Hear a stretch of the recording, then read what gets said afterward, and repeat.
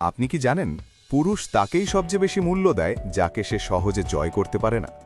আহির আর অনন্যার এই গল্পটি প্রমাণ করে দেবে নারীর আসল সৌন্দর্য তার চেহারায় নয়, বরং তার না বলার ক্ষমতায় এবং নিজের জগতে ব্যস্ত থাকার মধ্যে লুকিয়ে আছে।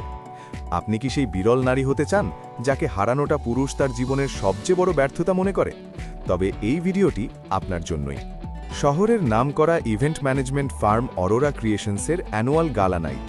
5 তারকা হোটেলের বলরুমটি যেন নক্ষত্রপুঞ্জ দিয়ে সাজানো হয়েছে। ঝলমলে ঝাড়বাতি, দামি পারফিউমের গন্ধ আর শহরের গণ্যমান্য ব্যক্তিদের ভিড়। এই ভিড়ের ঠিক মাঝখানে দাঁড়িয়ে আছে রিয়া। পরনে ডিজাইনার গাউন, মেকআপ নিখুঁত, কিন্তু তার চোখ দুটো অস্থির। সে বারবার তাকাচ্ছে বলরুমের প্রবেশদ্বারের দিকে। আজ সে নিজেকে সাজিয়েছে একজনকে দেখানোর জন্য, আহির। আহির এই শহরের মোস্ট এলিজিবল ব্যাচেলর এবং একজন সফল স্টার্টআপ ফাউন্ডার। তাকে এক নজর দেখার জন্য, তার একটু মনোযোগ পাওয়ার জন্য রিয়ার মতো অনেক মেয়েই আজ অধীর হয়ে আছে। রিয়া ভাবে, আজ যদি সে আহিরের পাশে দাঁড়িয়ে একটা সেলফি তুলতে পারে, যদি আহির তার ড্রেসের প্রশংসা করে, তবেই আজকের সন্ধ্যাটা সার্থক। রিয়ার আনন্দ, রিয়ার আত্মবিশ্বাস সবই আজ আহিরের একটুখানি মনোযোগের উপর নির্ভরশীল। কিছুক্ষণ পরেই আহির ঢুকল। সাথে সাথে একদল মানুষ তাকে ঘিরে ধরল। রিয়াও দ্রুত পায়ে এগিয়ে গেল। সে আহিরের সামনে গিয়ে খুব জোরে হেসে উঠল। অপ্রয়োজনীয়ভাবে কথা বলতে শুরু করল। চেষ্টা করল যাতে আহিরের চোখ শুধু তার দিকেই থাকে। আহির ভদ্রভাবে হাসল, দু একটা কথা বলল, কিন্তু তার চোখে ছিল ক্লান্তির ছাপ। সে এই দৃশ্য প্রতিদিন দেখে। সবাই তাকে চায়, সবাই তার সময় চায়, সবাই তার কাছ থেকে কিছু না কিছু পেতে চায়। আহিরের মনে হলো সে যেন একটা প্রয়োজন, সবার চাহিদা মেটানোর একটা বস্তু মাত্র। ভিড় থেকে একটু দূরে বলরুমের এক কোনায় কাঁচের দেওয়ালের পাশে দাঁড়িয়েছিল অনন্যা। অনন্যার পরনে খুব সাধারণ কিন্তু রুচিশীল একটা শাড়ি, কানে ছোট দুল, হাতে একটা ঘড়ি। সে কারো দিকে তাকিয়ে নেই, কারো মনোযোগ আকর্ষণ করার চেষ্টা করছে না। সে তাকিয়ে আছে বাইরের রাতের শহরের দিকে। হাতে একটা কফির মগ, তার মুখে একটা স্নিগ্ধ হাসি, যেন সে নিজের সাথেই কোনো গভীর কথোপকথনে মগ্ন। আহির ভিড় এড়াতে এড়াতে একসময় সেই কোনায় এসে দাঁড়ালো। সে ভাবল, এই মেয়েটিও হয়তো এখন তাকে দেখে উচ্ছ্বসিতা হবে, সেলফি তোলার আবদার করবে। কিন্তু অনন্যা ফিরল না। সে আহিরের উপস্থিতি টের পেল, কিন্তু সেটাকে কোনো বিশেষ ঘটনা বলে মনে করল না। কৌতূহলী হয়ে আহিরই প্রথমে কথা বলল, বাইরেটা খুব সুন্দর, তাই না? অনন্যা ধীরে ধীরে ফিরল, আহিরের দিকে তাকিয়ে আলতো হাসল। সেই হাসিতে কোনো চাটুকারিতা নেই, নেই কোনো মুগ্ধতার বাড়াবাড়ি। সে শান্ত গলায় বলল, হ্যাঁ, বিশেষ করে ওই দূরের ফ্লাইওভারটা, ওখান থেকে শহরটাকে একটা জীবন্ত নদী মনে হয়। আহির অবাক হল। মেয়েটি তাকে আহির চৌধুরী হিসেবে দেখছে না, একজন সাধারণ মানুষ হিসেবে দেখছে। আহির বলল, আমি আহির, আপনি? আমি অনন্যা। ছোট উত্তর। সে হাত বাড়িয়ে দিল না, বা নিজের পদবি বলে নিজেকে জাহির করার চেষ্টাও করল না। কথোপকথন শুরু হলো, কিন্তু এই কথা অন্য সবার মতো ছিল না। অনন্যা একবারও জিজ্ঞেস করল না আহির কত টাকা আয় করে বা তার নেক্সট প্রজেক্ট কি। সে কথা বলল আর্ট নিয়ে, বই নিয়ে, জীবনের দর্শন নিয়ে। আহির লক্ষ্য করল অনন্যা কথা বলার সময় তার দিকে পূর্ণ মনোযোগ দিচ্ছে ঠিকই, কিন্তু সে আহিরের উপর ঝুলে পড়ছে না। তার বডি ল্যাঙ্গুয়েজ বলছে সে আহিরের সঙ্গ উপভোগ করছে, কিন্তু আহিরকে তার দরকার নেই। একটু পরে রিয়া সেই কোনায় চলে এলো। আহিরকে অনন্যার সাথে কথা বলতে দেখে সে কিছুটা ঈর্ষান্বিত হয়ে পড়ল। রিয়া এসেই আহিরের হাত ধরে বলল, আহির, চলো না ডান্স ফ্লোরে যাই, সবাই তোমার জন্য ওয়েট করছে। আহির অনন্যার দিকে তাকালো। সে আশা করছিল অনন্যা হয়তো তাকে আটকাবে বা কিছু বলবে, কিন্তু অনন্যা শান্তভাবে বলল, আপনার বন্ধুরা অপেক্ষা করছে, আপনার যাওয়া উচিত। কথা বলে ভালো লাগলো আহির সাহেব। অনন্যা তাকে ধরে রাখার বিন্দুমাত্র চেষ্টাও করল না। সে আবার জানালার দিকে ফিরল, নিজের কফিতে চুমুক দিল। আহিরের মনে হলো, এই মেয়েটি অদ্ভুত। সবাই যেখানে তাকে পাওয়ার জন্য মরিয়া, সেখানে এই মেয়েটি তাকে এত সহজে ছেড়ে দিল। যেন আহির তার জীবনে থাকলেও চলে, না থাকলেও তার পূর্ণতায় কোনো কমতি পড়ে না। সেই রাতে আহির রিয়ার সাথে কাঁধ মিলিয়ে ছবি তুলল, নাচও করল, কিন্তু তার মন পড়ে রইল সেই জানালার পাশে দাঁড়িয়ে থাকা অনন্যার কাছে। রিয়ার অতিরিক্ত আগ্রহ, প্রতি মুহূর্তে আমি কেমন লাগছে, তুমি আমাকে ফোন করবে তো, এসব প্রশ্ন আহিরকে ক্লান্ত করে তুলছিল। রিয়ার কাছে আহির একটা ট্রফি, যা জিতে সে নিজেকে প্রমাণ করতে চায়, কিন্তু অনন্যার কাছে আহির শুধুই একটা অপশন, যা তার ভালো লাগলে সে গ্রহণ করবে, না লাগলে তার নিজস্ব জগৎ তো আছেই। পরের কয়েকদিন আহির অনন্যাকে ভুলতে পারল না। সে সোশ্যাল মিডিয়ায় অনন্যাকে খুঁজল। অনন্যার প্রোফাইলটা খুব ছিমছাম। রোজকার জিমের ছবি নেই, দামি রেস্তোরাঁর চেক ইন নেই। আছে কিছু বইয়ের ছবি, কিছু নিজের তোলা ফটোগ্রাফি আর নিজের কাজের কিছু আপডেট। অনন্যা একজন ফ্রিল্যান্স রাইটার। তার প্রতিটি পোস্টে একটা গভীরতা আছে, কোনো শো অফ নেই। আহির অনন্যাকে মেসেজ দিল, হাই অনন্যা, কাল বিকেলে কফি খেতে যাবে? অন্য কোনো মেয়ে হলে হয়তো লাফিয়ে উঠত, কিন্তু অনন্যার রিপ্লাই এলো 2 ঘন্টা পর। হ্যালো আহির, কাল আমার একটা ডেডলাইন আছে, আমি পরশু বিকেলে ফ্রি আছি, তখন কি তোমার সময় হবে?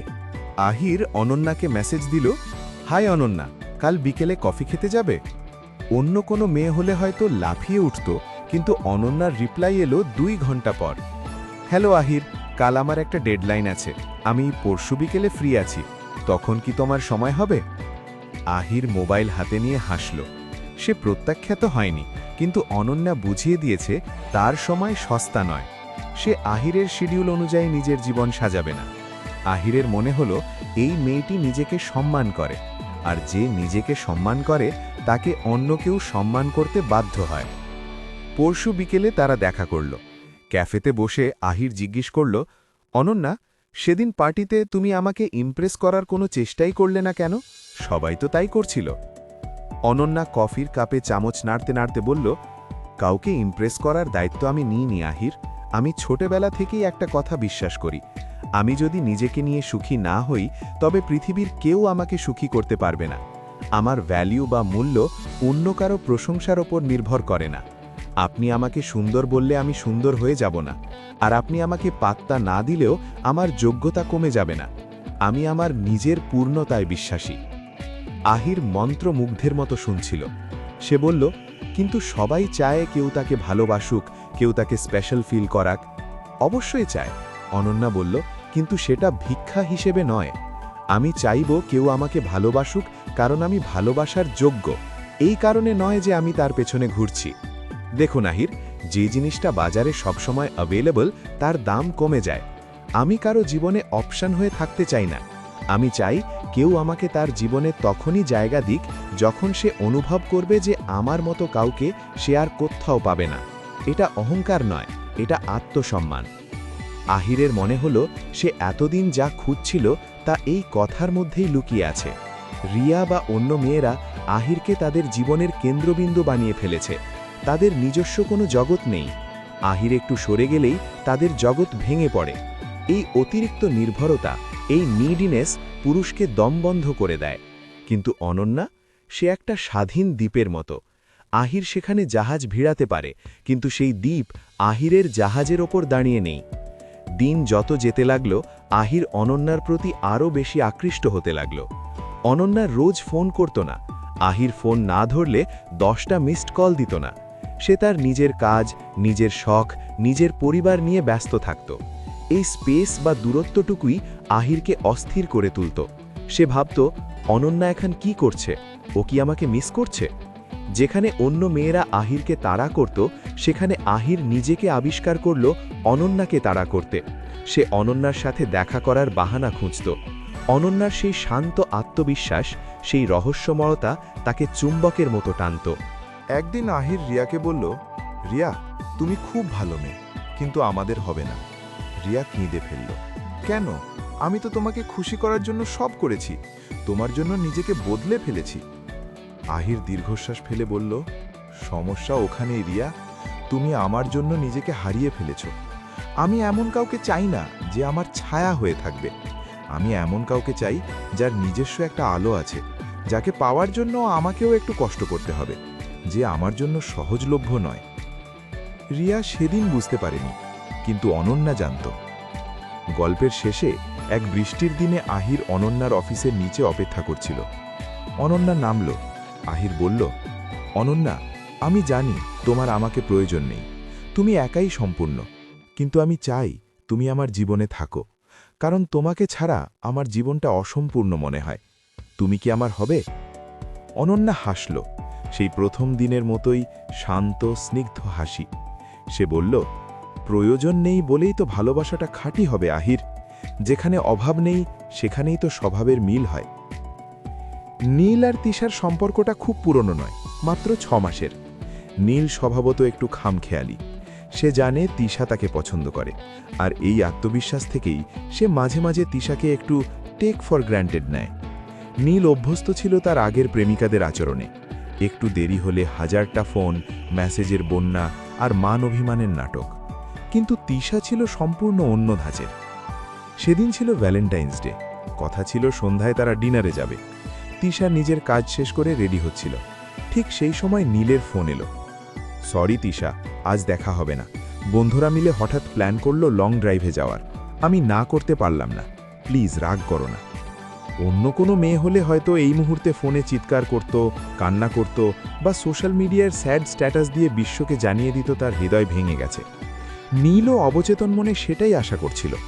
সে ফোনটা কান থেকে একটু দূরে ধরল, তিশার সম্ভাব্য চিৎকারের ভয়ে। কিন্তু ওপাশ থেকে তিশার খুব শান্ত গলা ভেসে এলো, ইটস ওকে নীল, বন্ধুরা অনেকদিন পর প্ল্যান করেছে, এনজয় করো, সাবধানে যেও, বাই। নীল অবাক হয়ে ফোনের দিকে তাকিয়ে রইল। কোনো ঝগড়া নেই, কোনো কৈফিয়ত চাওয়া নেই। তিশার এই অদ্ভুত শান্ত প্রতিক্রিয়া নীলকে স্বস্তি দেওয়ার বদলে উল্টো অস্থির করে তুলল। পরের 2 দিন নীলের জন্য ছিল এক অদ্ভুত যন্ত্রণার। সে ভেবেছিল তিশা হয়তো পরে মেসেজ করে ঝগড়া করবে, অথবা তার সোশ্যাল মিডিয়ায় পরোক্ষভাবে কোনো খোঁচা দিয়ে পোস্ট দেবে। নীল বারবার তিশার ফেসবুক আর ইনস্টাগ্রাম চেক করতে লাগল, কিন্তু সেখানে পিন পতন নীরবতা। তিশা তার ব্যক্তিগত কষ্ট বা অনুভূতি পাবলিকলি শেয়ার করেনি। সে তার ব্যক্তিগত জীবনকে রহস্যময় অর্থাৎ মিস্টিরিয়াস করে রেখেছে। নীল ভাবতে শুরু করল, তিশা আসলে কি করছে? সে কি সত্যি পেইন্টিং করছে নাকি অন্য কোথাও গেছে? তিশা তাকে একবারও ফোন করল না। সে তার নিজের জগৎ, তার আর্ট এক্সিবিশন আর অফিসের প্রজেক্ট নিয়ে ব্যস্ত রইল। তিশার জীবন নীলের ফোনের অপেক্ষায় থেমে থাকেনি। তার জীবনের একটা নিজস্ব উদ্দেশ্য বা পারপাস আছে, যা তাকে ভালো রাখে। নীলের লং ড্রাইভের আনন্দটা মাটি হয়ে গেল। সে দেখল যেখানে অন্য মেয়েরা প্রেমিকের একটু অবহেলায় ভেঙে পড়ে, সেখানে তিশা নিজের কাজে আরও বেশি মনোযোগী হয়েছে। তিশার এই অভেদ্য দুর্গ নীলকে মানসিকভাবে নাড়িয়ে দিল। সে বুঝতে পারল তিশা তার জীবনের একটা অংশ মাত্র, পুরো জীবন নয়। এই দূরত্বটুকু নীলকে তিশার প্রতি আরও বেশি আসক্ত করে তুলল। সে নিজেই অস্থির হয়ে তিশাকে ফোন করতে শুরু করল, কিন্তু তিশা ফোন ধরল না, বা খুব দেরিতে ছোট করে রিপ্লাই দিল, কাজে ব্যস্ত আছি। ধাপ 3, শেষ, উপলব্ধি ও আকর্ষণ, দ্য রিয়েলাইজেশন অ্যান্ড অ্যাট্রাকশন। তৃতীয় দিন নীল আর থাকতে না পেরে তিশার অফিসের সামনে গিয়ে দাঁড়াল। তিশা যখন বের হলো, তার মুখে সেই স্নিগ্ধ হাসি, যেন কিছুই হয়নি। নীলকে দেখে সে স্বাভাবিকভাবেই কথা বলল। নীল আর নিজেকে ধরে রাখতে পারল না। সে তিশার হাত ধরে বলল, তিশা, তুমি কি রোবট? আমি সেদিন স্পেশাল ডেট ক্যান্সেল করলাম, গত 2 দিন ফোন দিলাম না, তোমার কোনো বিকার নেই কেন? তুমি কি আমাকে ভালোবাসো না? তিশা কফির কাপে চুমুক দিয়ে খুব শান্ত ও ধীর গলায় বলল, নীল, আমি তোমাকে ভালোবাসি, কিন্তু আমার ভালো থাকাটা যদি পুরোপুরি তোমার ব্যবহারের ওপর নির্ভর করত, তবে আমি খুব দুর্বল হয়ে যেতাম। আমি ড্রামা পছন্দ করি না। যখন তুমি সময় দিতে পারো না, আমি তখন আমার স্বপ্নকে সময় দিই। এতে ঝগড়া করার কি আছে?